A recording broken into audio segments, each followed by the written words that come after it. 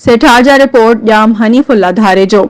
ठरी मीरवा थाने जी हद में सेठारजा शहर के मशहूर कारोबारी बुजुर्ग शख्सियत जा कातिल गिरफ्तार न थियण खिलाफ संदस वारसन पारां ठरी मीरवा पुलिस खिलाफ सेठारजा शहर अंदर एहतजाजी मुज़ाहिरो कंदे रैली कढी धरणो हंयो वियो। जॾहिं त रैली में सेठारजा शहर समेत इलाइक़े जे हर सियासी समाजी अगवाननि तालिब हुसैन लुंड, ज़वार निसार हुसैन लुंड, समाजी अगवान वसीम रज़ा लुंड,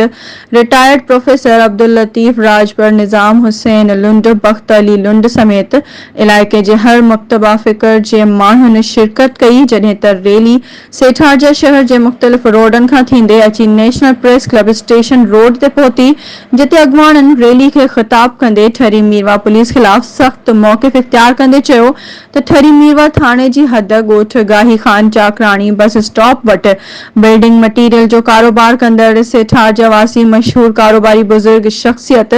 ज़वार अली बख्श लुंड खे नामालूम फौरन ॾींहं ॾिठे जो फुर जी कोशिश दौरान मुज़ाहिमत करण ते सरेआम दुकान अंदर गोलियूं हणी क़त्ल करे छॾियो हो, जंहिंखे अॼु तक़रीबन 1.5 साल गुज़री वियो आहे। पर एसएचओ ठरी मीरवा समेत डीएसपी ऐं एसएसपी खैरपुर पारां को बि कख भञी ॿीणो नाहे कयो। आख़िर में हुननि एसएचओ ठरी मीरवा खे चिता ॾींदे चयो त अगर 2 ॾींहनि अंदर शहीद अली बख्श लुंड जा कातिल गिरफ्तार न कया विया त अॻियों धरणो मेहराण हाईवे